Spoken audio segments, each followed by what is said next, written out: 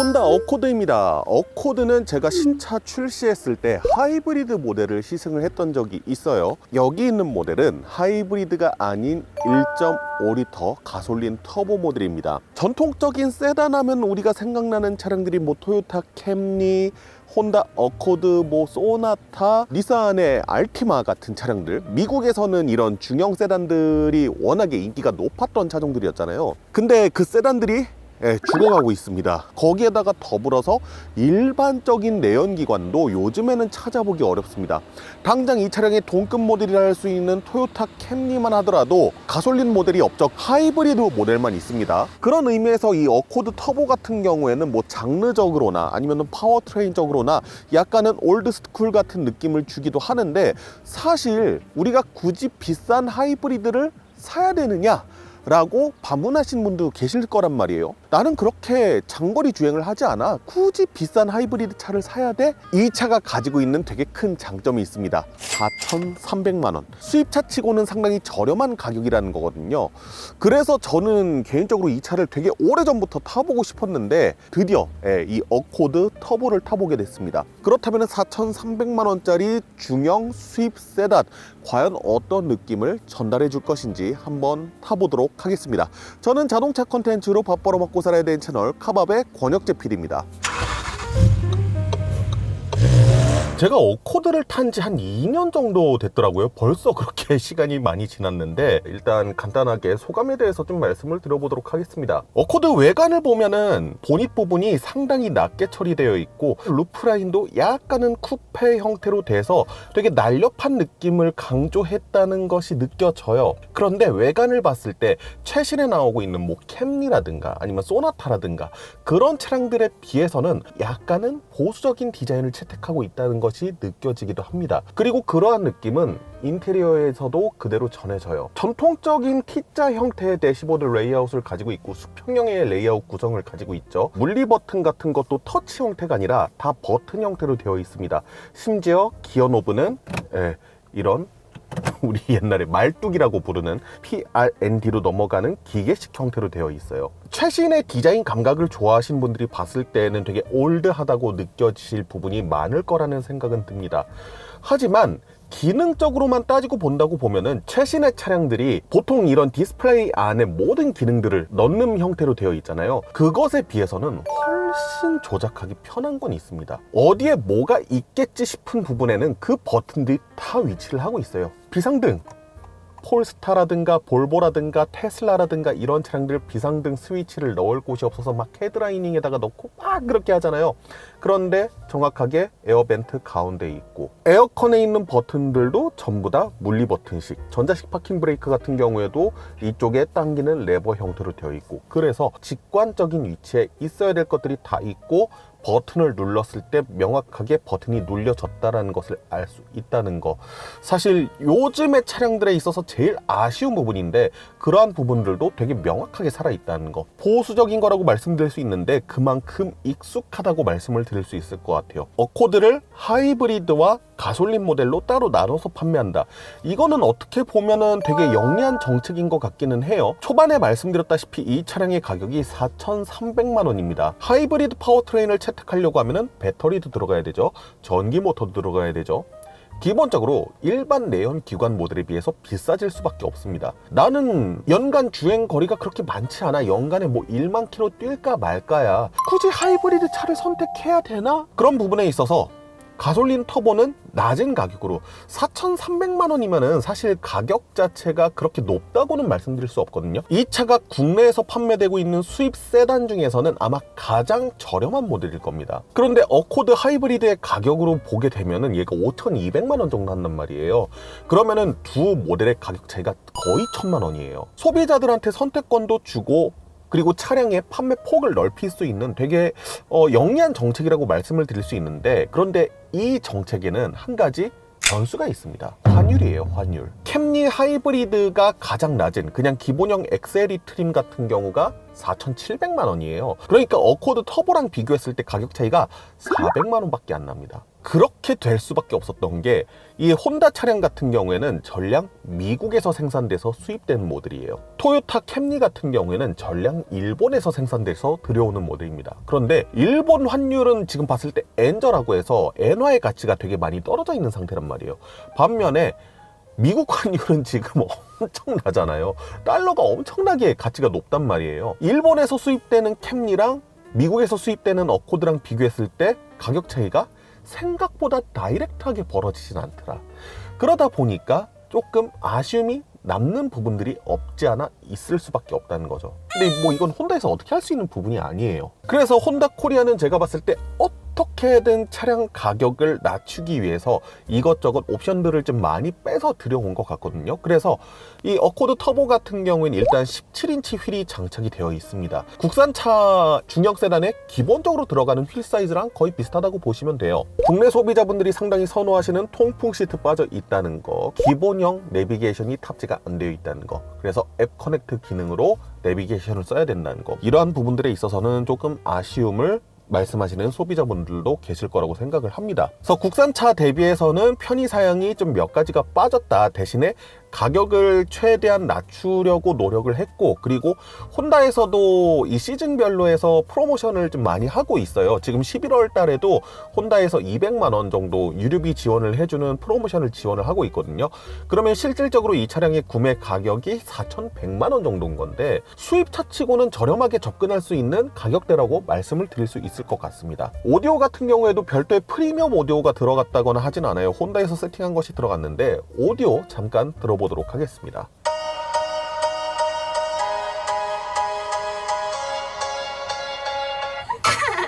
Queens on the line, see us in the hallway. 거지 기자 달라 spicy up like chili chili. 어쩌다 고작한 마음도 못 참고 멍청하게 다 던졌는지 어려운 가와 눈물 멈추는 법을 몰라요. 오디오 생각보다 되게 괜찮은데요.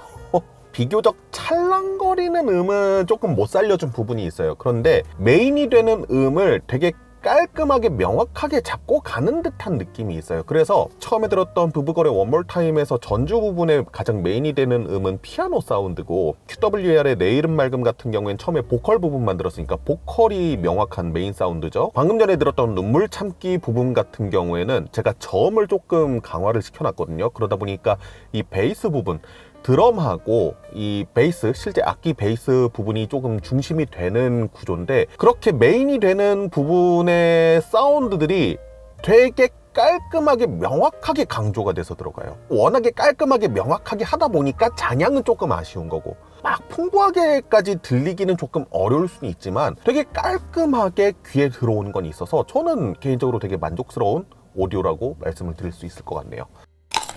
네, 어코드 터보에는 4기통 1.5리터 가솔린 엔진이 탑재가 되어 있습니다. 차체 크기나 뭐 엔진 배기량이나 이런 것들을 비교했을 때 가장 비슷한 차라고 하면은 현대 소나타 1.6리터 터보를 꼽을 수 있을 것 같은데요. 소나타와 비교를 하자고 하면 어코드 하이브리드의 최고 출력이 190마력, 10마력 정도가 소나타에 비해서 더 높고요.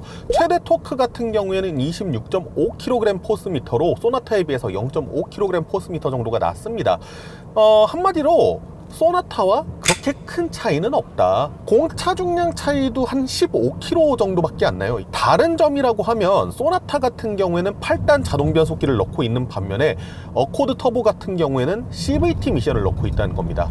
뭐 닛산 같은 경우에도 그렇고 평범하게 타고 다니는 일반적인 차량들의 CVT를 많이 넣더라고요, 일본 차들은. 뭐 출력이 아주 그렇게 높은 것이 아니기 때문에. 이 어코드 같은 경우에는 최고 출력은 6000rpm에서 나오고요, 최대 토크 같은 경우에는 1700rpm에서 4500rpm 사이에서 나옵니다. 자, 시도를 받아서 이렇게 갈 때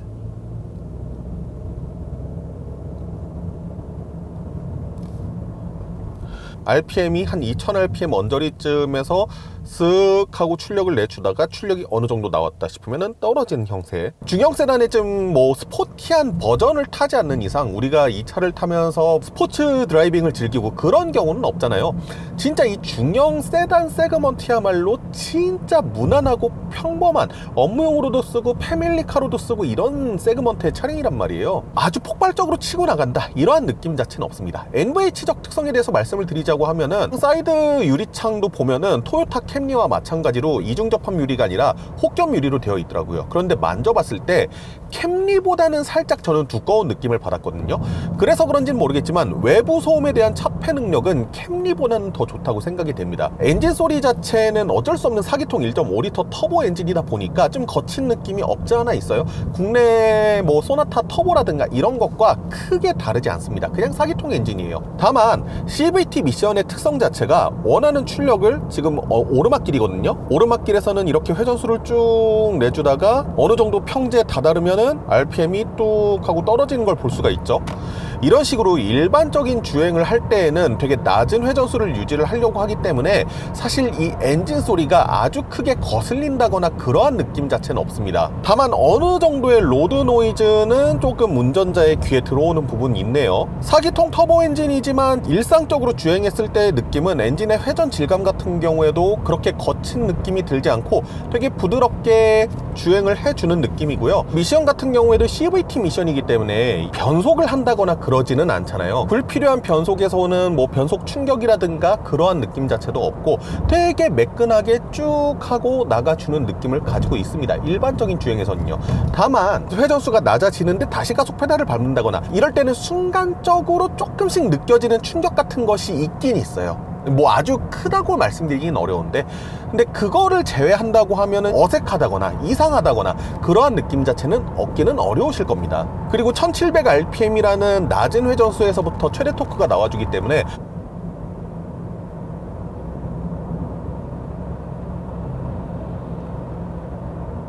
60km에서 80km로 가속을 하는데 2000rpm 안 넘기고 쭉 가속을 해주는 모습을 보셨을 겁니다. 그런 변속 패턴 덕분에 또 한 가지 챙긴 것이 있는데 바로 연비라고 말씀을 드릴 수 있을 것 같습니다. 이 차량의 공인 연비가 12.9km/L거든요. 그런데 제가 어제 퇴근을 하면서 서울 시내에서 일산까지 왔을 때 최종적으로 나왔었던 연비 같은 경우에는 16km/L 한 그 정도 됐어요. 도심 주행이 반, 나머지 반이 한 간선도로 이 정도의 컨디션인데 그런 환경에서는 연비도 꽤나 나쁘지 않게 나와준다는 것을 알 수가 있습니다. 자, 그렇다면은 고속주행 환경에서는 어떤 느낌을 가지고 있을까요? 가속 페달 꾹.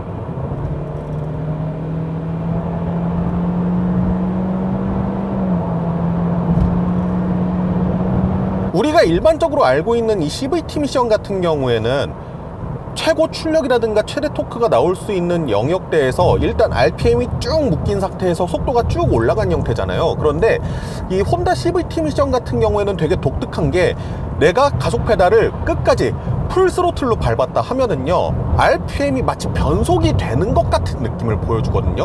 여러분들도 보셨겠지만 RPM이 쭉 올라가다가 중간에 한번 밑으로 훅 떨어졌다가 다시 가속이 되는 마치 일반적인 토크 컨버터 미션을 타는 것 같은 변속 패턴을 보여줬어요. 높은 RPM에 묶여서 엥 하는 CVT보다는 훨씬 더 자연스럽다. 그리고 이 차량이 드라이브 모드를 봤을 때 딱히 버튼이 없거든요. 대신에 기어 노브, 드라이브, D단 바로 밑에 보면은 S라고 있어요. 이게 스포츠겠죠. 지금 S로 넘겨보면요 회전수가 순간에 3000rpm까지 올라가는 거 보셨죠? 이게 디폴트 값입니다. 여기에서 가속 페달을 꾹. 아까 전에 드라이브 모드일 때에 비해서 훨씬 더 좀 빠르게 RPM이 올라가는 것을 느끼셨나요? 아쉽다면 아쉽다고 말씀을 드릴 수 있는데 이 차량은 별도의 패들 시프트나 이런 것들은 없습니다. 사실 CVT 미션이기 때문에 패들 시프트가 그렇게까지 필요한가 싶기도 해요. 그리고 그 밑에 보면요 이콘이라고, 이건 에코 모드겠죠. 이 버튼을 눌러서 에코 모드를 끌 수가 있습니다. 배기량이 한계라는 것이 있기 때문에 진짜 뭐 아주 빠르게 싹 하고 나가준다 이 정도는 아닙니다. 그냥 일반적으로 우리가 생각하는 중형 세단 정도를 생각을 하시면 돼요. 옛날에는 그 일제 중형 차들이 전부 다 6기통에 3리터가 넘는 좀 대배기량 엔진들을 넣었었잖아요. 저배기량 가솔린 엔진 플러스 과급기 조합 이런 것들을 많이 못 봤기 때문에 옛날에 일제 중형 세단을 생각하시는 분들이 타셨을 때는 그때 그 풍부한 회전 질감이라든가 풍부한 출력 이런 것과 비교했을 때는 조금 아쉽다 이렇게 생각이 드실 수도 있지만 사실 이게 트렌드에 맞는 파워트레인 세팅이기는 하죠. 에이다스 테스트를 해보려고 하는데요. 시속 95km에 맞춰서 차선 중앙 유지 장치 플러스 어댑티브 크루즈 컨트롤을 맞춰놨습니다. 전에 CRV를 탔을 때도 말씀을 드렸던 것 같은데 에이다스를 설정하는 게 ACC 활성화 버튼을 누른 다음에 조그 셔틀을 한번 내려서 속도를 설정해주고 그 다음에 차선 중앙 유지 장치 버튼을 눌러서 차선 중앙을 유지해주는 3단계까지 버튼을 눌러줘야 되는 다소 보수적인 시스템으로 되어 있다고 생각을 하시면 될 것 같습니다. 전방에 스포티지가 저보다 조금 느리니까 속도가 줄었거든요. 이 상태에서 내가 이 차량을 추월하기 위해 방향지등을 켰을 때 가속 안 됩니다. 전방에 아무것도 없는 것이 확인돼야지 그제서야 가속을 해주는 모습을 보여주고 있습니다. ACC 부분의 가감속에 있어서는 일반적으로 이렇게 속도가 좀 맞는 차량들 사이에서는 되게 부드럽게 잘 진행이 되는데 많이 낮은 차량이 앞에 나타난다거나 했을 때 가감속 같은 경우에는 조금 급하게 해주는 느낌도 없잖아 있다. 좀 느린 차량이 있으니까 감속 다시 해주고 그래도 주간엔 비교적 부드럽게 감속을 해주는 편이네요. 여기에서 방향치등 켜도 가속 안 해주죠. 앞에 아무것도 없어져야지 조금 텀을 뒀다가 가속을 급하게 해줍니다. 자, 이번에는 차선 중앙 유지 테스트 해볼 건데요. 차선을 다 깔끔하게 다시 그어 놓으셨어요. 그래서 옛날처럼 차선이 지워져 있다거나 하진 않는데 여기 곡률이 제법 큰 편이거든요. 근데 어디 가니 너? 차선이 되게 명확하게 그어져 있는데도 불구하고 차선 중앙 유지 장치가 차선 중앙을 유지해주는 능력 자체는 살짝 아쉬운 부분이 있습니다. 여기도 곡률이 좀 큰 편이거든요. 살짝 왼쪽에 붙어서 가고 있다는 느낌이 듬 떴다가 또 오른쪽에 붙고 살짝은 이 차선 중앙 유지 장치에 있어서는 좀 불안한 느낌들을 보여주는 게 있네요. 스티어링 휠을 잡으라고 경고가 떴는데요. 정전식 아닙니다. 토크 감응형 스티어링 휠이 들어가 있어요. 최신의 뭐 현대차라든가 아니면은 토요타라든가 그런 데에 비해서 차선 중앙을 유지해주는 능력이라든가 어댑티브 크루즈 컨트롤 시의 가감속이라든가 이런 데에 있어서 반세대 정도 조금 늦는 듯한 느낌이 없지 않아 있네요. 승차감 확인을 위해서 드론 노면에 와봤는데요. 과연 어코드의 승차감은 어떤 느낌일지 뭐 캠리나 소나타 이런 차량들과 한번 좀 비교를 해볼게요. 과속 방지 턱. 이번에는 빡센 과속 방지 턱입니다. 제가 이 어코드를 이틀째 타고 있는데 이 승차감에 대한 느낌이 살짝 감이 안 잡히는 부분이 있거든요. 전체적인 느낌을 봤을 때에는 제가 그동안에 탔었던 소나타라든가 캠리 등 차량에 비하면은 조금은 더 탄탄한 편인 것 같긴 해요. 세팅이 그것보다는 살짝은 좀 더 유럽에 가깝다는 느낌? 방갈죽 되어 있는 노면 지나가 볼게요. 지금 제 왼쪽 아래가 거친 노면이거든요. 스티어링 휠을 통한 진동은 느껴지고요. 시트를 통한 진동도 어느 정도 느껴지네요. 잔진동을 아주 적극적으로 막기 위해서 세팅되어 있는 서스펜션의 느낌은 아니긴 해요. 이 노면에 대한 피드백 같은 경우에도 어느 정도는 되게 명확한 편이거든요. 그런데 이렇게 과속 방지 턱을 넘어가 봤을 때에는 나름 또 부드러운 느낌을 전달을 해요. 그래서 제가 이거를 되게 복합적인 느낌의 서스펜션 세팅이라고 말씀을 드리는 건데 BRD 실로 하부 긁어먹었던 데인데 충격이 아주 그렇게 크진 않거든요. 되게 무식한 과속방지 턱을 몇 개를 지금 지나왔는데 그럼에도 불구하고 탑승자가 느꼈을 때는 아주 그렇게 거친 느낌으로 다가오진 않았거든요. 쏘급소보 쪽에서 되게 부드럽게 포장된 느낌을 운전자한테 전달해주는 느낌이에요. 그래서 실제로 과속방지 턱 같은 거를 넘어가 보면은 되게 잘 넘어간다는 느낌이 있습니다. 하지만 지금과 같이 포장이 좀 깨져 있는 부분이라든가 그런 데에서는 스티어링 휠을 통해서건 어디를 통해서건 약간은 탑승자한테 전달을 해주는 편이에요. 물론 뭐 방지턱을 없는 것 마냥 진짜 부드럽게 넘어간다 이 느낌은 아니긴 아니긴 한데 처음에 과속방지턱을 밟을 때부터 과속방지턱을 넘고 나서 떨어질 때까지 그 충격 자체를 되게 균일하게 전달해 준다는 느낌을 가지고 있습니다. 타이어의 덕도 좀 있지 않을까 싶긴 해요. 말씀드렸다시피 이 차량이 17인치의 휠을 끼고 있기 때문에 편평비가 좀 큰 타이어가 들어가 있어요. 제 기억상으로도 어코드 하이브리드를 탔을 때 승차감보다는 조금 더 좋은 것 같은 느낌이 들긴 해요. 기존에 탔을 때 좀 편안하다고 느껴지는 중형 세단 캠리 같은 경우, 제가 캠리의 승차감에 대해서 되게 칭찬을 많이 했었는데 캠리의 방향성하고는 명확하게 다릅니다. 그리고 이 차량의 스티어링 휠도 제법 큰 편이거든요. 근데 스티어링 휠을 돌렸을 때 반응성 자체가 그렇게 나쁘진 않거든요. 작은 스티어링 휠이 가진 민첩성 같은 느낌은 좀 떨어지긴 하는데 그럼에도 불구하고 반응이면은 꽤 나쁘지 않다는 느낌이 들어요. 거친 노면을 지나서 좀 깨끗한 노면, 우리 일반적인 노면에서 한번 주행을 해보도록 하겠습니다. 저기 야트막한 과속방지턱이 있거든요. 시속 50km로 방금 전은 뭐 거의 별일 없다 싶을 정도로 넘어가 줬고요. 그럼에도 도로 땜빵되어 있는 부분이라든가 이런데 피드백 되게 명확하게 전달을 해줍니다. 시속 50km 조금 빡센 과속방지턱, 지금도 느낌 되게 좋았어요. 하체 세팅이 조금 허술하게 된 차량들 같은 경우에는 방지턱을 넘고 난 다음에 약간 바퀴가 뜨는 듯한 느낌이 드는 차량들도 있거든요. 근데 제가 이 차량은 처음부터 끝까지 균등한 느낌의 충격을 전달을 해준다고 했잖아요. 빠른 속도로 과속방지턱을 지나고 어떠한 충격을 받아들이고 했을 때 되게 끈끈하게 노면을 붙잡고 있는다는 느낌도 있어서인 것 같아요. 속도를 높여서 코너를 한번 돌아볼 건데요. 코너링에서는 어떤 느낌을 가지고 있을지.